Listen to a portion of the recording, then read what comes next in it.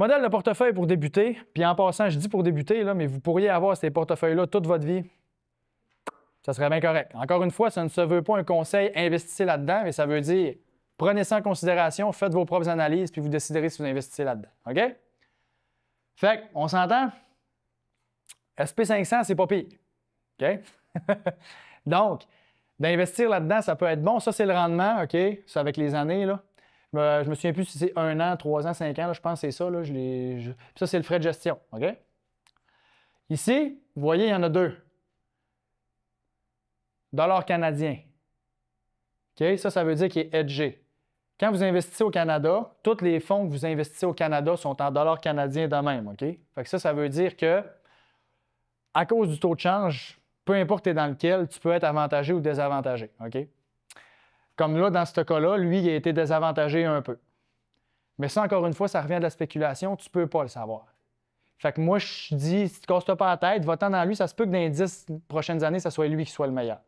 Mais si toi, tu veux spéculer, tu veux dire, ah, moi, j'aime mieux lui, anyway, tu es dans l'SP500, c'est ça qui est important. Puis si tu veux juste être sûr de ne pas te casser la tête, bien, au pire, split dans les deux. Tu as 10 000 à placer, mets 5 000 dans chaque, that's it. OK? Fait que c'est comme, mais c'est le même fonds. C'est juste parce que c'est le taux de chance qui va avoir un impact différent. Puis dans un cas, ça va t'avantager, puis dans l'autre, ça va te désavantager. Fait que là, c'est comme, je te dis, casse-toi pas la tête. Si tu vas juste dans lui, ça va être très bon. Puis si tu vas juste dans lui, ça va être très bon. Il n'y en a pas de problème. OK? Ici, là, il n'y a pas d'Américain, fait que pas compliqué. C'est que là, c'est comme tout le marché canadien. Pour avoir ces deux fonds-là aussi, qui sont un qui est all cap, puis lui, c'est plus le marché des grosses compagnies. Puis tu as même le fonds aussi qui verse des dividendes. Checker le frais de gestion ici, 0,05. OK? Fait que ça, c'est vraiment, c'est ultra pas cher. Puis ici, ça, c'est les marchés des obligations. Fait qu'il y a des obligations à court terme ici, puis là, ça, c'est le marché des obligations complet. Fait que ça, tu achètes un fonds d'obligations, puis encore une fois, tu n'as pas besoin de te casser la tête. Quel que je prends, quel ci, je prends des obligations à court terme, à moyen terme, ça, nanana, c'est comme, tu as un fonds, tu les as toutes. Les rendements sont minimes, par exemple, dans les 2 dernières années. Oui, sauf que là, par exemple, faites attention ici, là, ça inclut quand même les 2 dernières années qui ont vraiment été de la merde. Là. Fait que, tu sais, on s'entend que tu peux pas juger ton rendement à cause que tu as vraiment eu 2 mauvaises années qui sont pas là normalement, qui ont vraiment impacté beaucoup. Là. C'est quoi, c'est quoi ton argument, mettons, de dire à quelqu'un achète du Vanguard au Canada, mettons? Quand tu regardes les rendements des autres aux États, c'est pourquoi tu achèterais? La diversification, puis c'est pas parce que le marché américain, mettons, a donné ça dans les 10 dernières années que ça va être ça dans les 10 prochaines. Si ça va mal aux États, ça va aller mal au Canada. Je sais, puis en général, tu es mieux d'être majoritairement aux États-Unis. Fait que moi, j'investirais majoritairement aux États-Unis. Mais étant donné qu'on est au Canada, puis que quand tu habites à une place, d'investir quand même dans la devise puis l'économie dans laquelle tu es, c'est quand même bon. Je mettrais quand même une partie au Canada parce que tu peux avoir des belles choses aussi. Parce qu'au Canada, ce qui est le fun, c'est le système financier. Les banques, tout ça, ça verse des gros dividendes. Ça, c'est moins volatile. C'était le marché canadien, mettons, quand tu investis dans un index de même, l'économie canadienne est beaucoup moins diversifiée, mais les compagnies qui sont dans l'indice canadien sont très solides. C'est des banques en majorité, des institutions financières. Fait que ça a vraiment les reins solides. Ça va? Parce qu'en passant, le système... C'est aussi minime que ça s'il est supposé d'avoir un maximum de 3 années de marre dans les 10 dernières. Tu veux dire minime dans les obligations? Ben, dans les deux, numéro 2, numéro 3. Ça? Ouais, ceux-là. Ça fait que les rendements sont aussi minimes que ça. Ah, ça, c'est parce que ça, c'est sur un an, ça, probablement? Ben, c'est parce que ça a été... Je pensais que la première, c'était genre, mettons, la moyenne des 10 dernières années. c'est ici, les 10. Je sais pas si ça se peut que ça soit... Il faudrait que j'aille rechecker, là. C'est peut-être 1, 3, 5, ça se peut. OK, c'est ça. C'est peut-être juste 1, 3, 5. 3, 5, 10 plus les frais de gestion avant. Ouais, ça se peut que ça soit ça. 1, 3, 5, 10. OK, c'est beau, parce que je regardais après. Ouais, j'aurais dû le mettre. C'est ça, Le pro- comme 2%. Non, le prochain, je vais le mettre, mais ici c'est sûr. Ici, c'est sûr, c'est le plus récent, ça, là. Okay. Ça, c'est sûr. Ici, c'est-tu 5, 10, 15? Non, je pense que c'est 1, 3, 5, 10. OK? Mais je vais le mettre dans la prochaine pour être sûr. C'est un bon point. Là. Je ne l'ai juste pas mis parce que j'ai juste pris une slide, mais je vais le remettre. Quand tu regardes la première, tu te dis non, ça, c'est le plus court. Donc, ouais, là, ça fait. Ça, c'est le plus court. Bon. OK? 2 et 3 ans, ça se rassemble plus. Exact, c'est ça. Ouais, ça fait du sens, là, c'est ça, exact. À court terme, ça n'a vraiment pas été bon au Canada. Là. Fait que l'année passée. Est-ce que la densité de population a un impact? Si tu regardes, prendre aux États-Unis, ils sont beaucoup plus nombreux qu'ici. Ouais. Donc ça a forcément Non. Gros impact est en. Moi, non, parce que non, c'est. Donc, mettons, le S&P 500, mettons, le marché américain va beaucoup mieux que celui-là en Inde. Ouais, c'est ça. C'est tout un bordel. Puis en Inde, il y a pas mal plus de monde. Puis c'est juste. Puis il y en a plein qui investissent aux États-Unis, pareil, même de l'extérieur, tu sais, aussi. Fait que c'est pas juste du monde américain qui investisse aux États-Unis, tu sais, puis tout ça, puis vice-versa. Fait que ça n'a pas d'impact. Puis là, tout ce que je viens de vous dire là tantôt, rééquilibrage, puis là, les actions, nanana, c'est comme, Chris, c'est déjà, je trouve ça, c'est la job, l'ouvrage. Là, je vous donne ceux-là de Vanguard. Mais il y a d'autres institutions qui vont en avoir aussi. Okay? Mais là, je vous donne des exemples de Vanguard parce que je les aime bien, mais je n'ai pas de cote en passant de Vanguard. Okay? C'est juste parce que je les aime bien. Mais il y a le même genre d'affaires dans plein d'institutions. Ça, peut-être un portefeuille modéré, 60-40, tu veux être de même, tu te mets là-dedans, 60-40, ton frais de gestion, il est genre à 0,20 au lieu d'être à 0,10. Toi, tu as fait ça. Tu as tous les fonds indiciels de Vanguard. Ton rééquilibrage se fait automatique. Tu n'as rien à faire. Tu veux être du 80-20? Pas de toi. Tu veux être 100%? Pas de toi. Sur le temps ultra prudent? Prudent. Ce que tu veux, tu l'as, ça se fait tout seul. Tu mets ça là-dedans, c'est pilote automatique, mon homme. Merci, bonsoir, tes placements, tu n'as plus besoin de te casser la tête. Tu es sûr que ça va bien aller. OK? Puis pourquoi c'est avantageux, ça? Je viens de le dire là, tu as une répartition. Fait que les 6 répartitions, peu importe ton profil, tu es sûr que tu l'as. Okay? Tu vas avoir un portefeuille qui va fitter dans le pourcentage que tu vas avoir. Diversification, tu as accès à toute la diversification des titres à revenus fixes, des titres d'actions, des as toutes à l'intérieur de ces modèles de portefeuille-là. Le rééquilibrage, il est périodique. Le gestionnaire, il ne sert pas à acheter les actions, il sert à rééquilibrer. Fait que ça veut dire que quand il est 62-38 ou 70-30, ben lui, il va tout le temps le rééquilibrer pour que ça soit tout le temps 60-40. C'est à ça qu'il sert.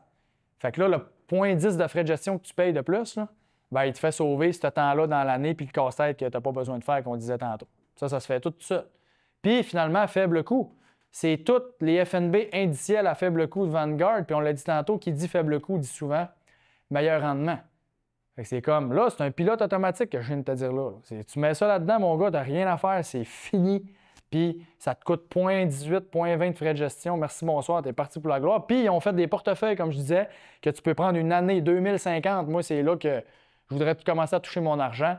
Puis ça va tout se réajuster à mesure avec les années, puis tout va se faire de ça. C'est un titre, dans le fond, que tu achètes qui est déjà équilibré là-dedans. Oui, c'est un titre, un fonds, un nom de portefeuille. Mettons, ça va être le portefeuille XYZ, mettons, de Vanguard. Puis là, tu achètes XYZ sur ta plateforme de courtage. That's it. That's it. Bien, toutes les institutions, ils vont en avoir des affaires de même, là, mais comment? Oui, mais ça va être... C'est ça, je te dis, ils vont tous faire à peu près des équivalences, mais moi, je vous dirais, mettons, Vanguard puis toutes les grosses firmes de placement, souvent, là, c'est eux autres qui vont être le moins cher. Puis quand vous regardez le rendement sur le long terme, c'est souvent eux autres qui vont avoir le meilleur rendement. Fait que, quand tu vas avoir un fonds, les banques vont s'ajuster, mais souvent, ça va être moins performant puis ils vont charger plus cher aussi. Mais si tu veux l'avoir avec ta banque, tu vas aller avec ta banque, mais il faut que tu sois capable de dire pourquoi je prendrais lui au lieu de lui. Puis ça, c'est ça que j'essaye de faire aujourd'hui en ce moment. T'sais. C'est ça, pas 0,05, 0,5. C'est ça. Fait que c'est quand même... Ben, c'est ça. Mais oui, c'est sûr. Généralement, dans les banques, tu n'auras pas en bas de 0,20, c'est sûr. Oublie ça. S'ils ont du staff à payer puis tout. Ils n'ont pas... ils ne peuvent pas tous se permettre ça, c'est sûr. OK? Puis, comme je disais tantôt, ce qu'il faut regarder, c'est l'aperçu de fond. OK? Fait que là, ça, dans l'aperçu de fond, c'est quoi qui est important? OK? Fait que là, mettons, là, tu as ton fonds indiciel ou tu as ton autre portefeuille qui est déjà tout fait. C'est quoi qu'il faut que tu checkes pour, OK, je fais un comparatif qui a du bon sens, puis je compare des pommes avec des pommes, puis ça a du bon sens, puis mon analyse est bonne. Long terme. Tu checkes l'historique de rendement à long terme, on vient de le voir. Si tu checkes sur 1 an, c'est pas représentatif. Si tu checkes sur 10 ans, ça s'est tout rééquilibré. Si c'est un portefeuille qui a fait plus 30 l'année passée ou moins 30, ça veut-tu dire qu'il va faire ça tout le temps? Non. OK? Fait qu'il faut que tu checkes un portefeuille qui a 10 ans et plus. La répartition d'actifs, comment il est réparti? C'est-tu 100% actions américaines? C'est-tu comment il est seté? Pour être capable de le comparer avec ton autre que tu es en train de dire, OK, ça c'est-tu équivalent? Ah non, lui, il a plus d'actions mondiales. OK, c'est pour ça qu'il a peut-être plus performé l'année passée. La stratégie de placement. Le gestionnaire, si c'est un fonds commun, ben c'est quoi qu'il fait? Ou le fonds, en tant que tel, même si c'est un FNB, c'est quoi son objectif? C'est quoi sa stratégie? Il investit dans des petites compagnies, forte croissance, il investit dans des grosses compagnies. Son but, c'est de conserver le capital. C'est quoi? Ça, il faut que tu checkes ça. Après ça, le frais de gestion, bien entendu. Si tu as un frais à 0,10, tu as un autre à 2. Il coûte 20 fois plus cher. Pourquoi tu paierais 20 fois plus cher? As-tu performé pas mal plus que l'autre? Si la réponse est non, ben peut-être que tu payes pour rien. Peut-être que tu payes pour pas grand-chose. Fait que ça, le frais de gestion, c'est super important. Par contre, je l'ai dit tantôt, des pommes avec des pommes. Ça se peut qu'il y en a un qui coûte beaucoup moins cher, mais qui performe vraiment moins parce que c'est pas en toute la même affaire. Vous êtes en train de checker un fonds d'obligation, mettons. OK? Comme on a vu tantôt, là, les deux, là, le fonds d'obligation, il coûtait 0,5 de frais, 0,9. Même affaire que le fonds indiciel.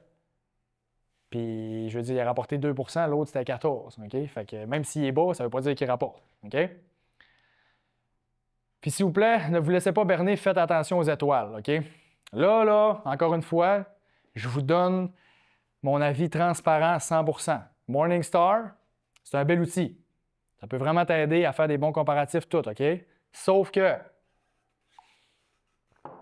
en finance, il n'y a rien de plus facile que de vendre le gagnant d'hier qui va être le perdant de demain. Tu viens me voir? Mon beau-frère, il a fait 30 l'année passée. Check ce fonds-là. C'est malade, Fred, Caroline. Moi, j'ai juste fait 10 OK, t'as peu, on va checker. OK, ouais, c'est bon. OK, mais là, il y a beaucoup de techno, il y a beaucoup, il y a du Sony, il y a des compagnies marché émergents, ça a été bon l'année passée. Ouais, c'est pour ça. Mais là, s'il y a une récession qui arrive, là, ton beau-frère, il va manger à la claque. Là. Ouais, mais je m'en fous, moi, je veux ça. OK, c'est beau. Donc là, tu y mets là-dedans. L'année d'après, il arrive une récession, bang, moins 70. Pourquoi tu m'as mis là-dedans? Là, c'est une barre. OK, mais c'est comme, mais c'est ça que tu voulais, puis c'est ça que tu m'avais dit. Puis ça. Fait que là, moi, mettons, je vois un portefeuille arriver. Tout ce que j'ai à faire pour le closer, mettons, qui est un peu insatisfait d'ailleurs, ou que genre, je fais juste dire, Gab, check notre fonds l'année passée, il a fait plus 30. Je dis pas tout le reste. Je vais juste dire plus 30, moins 10, t'as fait, ou 10 que tu as fait l'année passée. Le client, il faut juste retenir ça.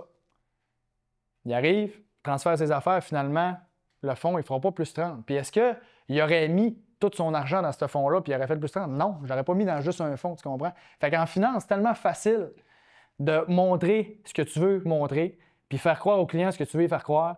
Fait que dans les banques, les institutions, si vous faites affaire avec quelqu'un, faites juste attention à ça parce que il pourrait vous montrer n'importe quel produit qu'il y a qui va avoir mieux performé, il y a juste à le choisir.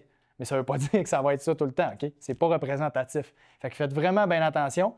Puis je me souviens plus de la statistique exacte, là, vous pourrez la regoogler si vous voulez la rechercher, là, mais c'est vraiment, je sais que c'est au-dessus de 80 %. Au-dessus de 80 % des fonds, OK? 5 étoiles. Tu regardes 10 ans plus tard, au-dessus de 80 % de ces fonds-là sont plus 5 étoiles. Ils sont 3 ou moins. Fait que c'est pas parce que tu as un fonds 5 étoiles aujourd'hui qu'il va l'être encore dans 10 ans. Puis des fois, c'est des fonds 3-4 étoiles qui sont devenus des fonds 5 étoiles. Fait que c'est extrêmement difficile. Mais les seuls fonds 5 étoiles, les fonds indiciels, SP500. Ça reste tout le temps 5 étoiles. C'est vrai. Allez checker Vanguard, vous allez voir, c'est tout le temps du 5 étoiles. OK? Puis ça reste tout le temps dans le top. Parce qu'ils sont vraiment pas chers, puis c'est le marché, puis tu peux pas faire mieux. Fait que comme je disais, il n'y a rien de plus facile que de vendre le perdant, le gagnant d'hier qui va être le perdant de demain. Ça va pour ça? Fait que là, au niveau du portefeuille, c'est pas compliqué. Vous allez googler Vanguard, fonds indiciels, vous allez checker ça. Puis vous allez en prendre un qui a des faibles coûts, qui s'est bien diversifié, ou des portefeuilles qui a plusieurs FNB dedans indiciels, puis qui serait équilibre automatique, puis vous êtes parti pour la gloire. C'est 1 heure par année maximum que ça va vous prendre pour gérer vos finances au niveau des placements. Puis vous venez de remplacer un conseiller, mettons comme moi, il choisissait des fonds, mettons, pour vous, selon votre profil. Vous n'avez plus besoin de ça. Par contre, vous avez encore besoin de quelqu'un pour ça ici. Mais je vais vous montrer beaucoup de choses que vous allez être capable d'avoir les bons réflexes vous-même, puis après ça, peut-être juste dire « Ah, ça me prendra un comptable pour juste valider ça. » Mettons. Fait qu'on va voir ça. Mais là, ça, c'est le module que beaucoup d'argent à aller chercher assez facilement. OK?